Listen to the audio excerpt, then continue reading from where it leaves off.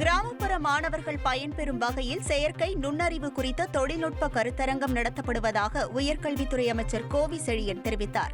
உயர்கல்வித்துறை சார்பில் சென்னையில் செயற்கை நுண்ணறிவு தொழில்நுட்பம் குறித்த கருத்தரங்கு நடைபெற்றது. இதில் உயர்கல்வித்துறை அமைச்சர் கோவி செழியன் கலந்து கொண்டு கிராமப்புற மாணவர்களும் அனைத்து அறிவு சார்ந்த விஷயங்களையும் அறிந்து கொள்வதற்காக இதுபோன்ற கருத்தரங்குகள் நடத்தப்படுவதாக தெரிவித்தார். இன்றைய செயற்கை நுண்ணறிவு ஓலைச்சுவடி காலத்திலிருந்து அச்சுத்துறை, அச்சுத்துறை காலத்திலிருந்து ஊடகத்துறை, ஊடகத்துறையிலிருந்து இன்னும் விஞ்ஞான முன்னேற்றம்.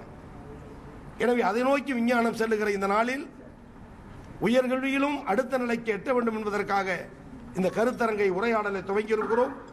இதனுடைய நோக்கம் நிறைவேறி அனைத்து பாடத்திட்டத்திலும் பொதுவாக பொருளியல், விலங்கியல், வேதியியல் போன்ற பாடங்களில் புகழ்பெற்ற கல்லூரியில் படிக்கிற மாணவன் தெரிந்து கொள்கிற அனைத்து அறிவு சார்ந்த விஷயங்களையும் கிராமப்புற மாணவனும் அறிந்து கொள்வதற்கு வசதியாக தொடர்ந்து இது போன்ற அனைத்து துறைகளிலும் கலந்துரையாடல் நிகழ்ச்சி நடத்தி அந்த ஆக்கப்பூர்வமான கருத்துகள் அனைத்து மாணவர்களும் தெளிவுபூர்வ வண்ணம் கொண்டு செல்வதற்கும் உயர்கல்வித்துறை முயற்சிக்கும். ஏஐ வந்ததுனால சில வேலைகள் காணப்போகும். ஆனால் எல்லா வேலையிலையுமே உங்களுக்கு முன்னையோட நீங்கள் இன்னும் நிறையா திறமையோட நிறையா அவுட்புட் உங்களுக்கு நிறையா வரும்.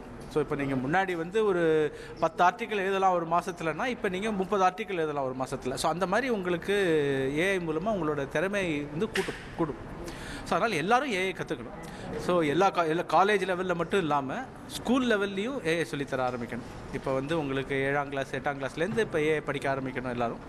ஸோ அதுக்கு தமிழ்நாடு கவர்மெண்ட்டும் அதை பற்றி யோசிச்சுட்டு இருக்காங்க, சென்ட்ரல் கவர்மெண்ட்டும் அதை பற்றி யோசிச்சுட்டு இருக்காங்க. எப்படி ஸ்கூல்ஸில் நம்ம ஏஐ கரிக்குலத்தை ஆரம்பிக்கிறதுன்னு அது மாதிரி காலேஜ்லேயும் பண்ண வேண்டியது அவசியம்.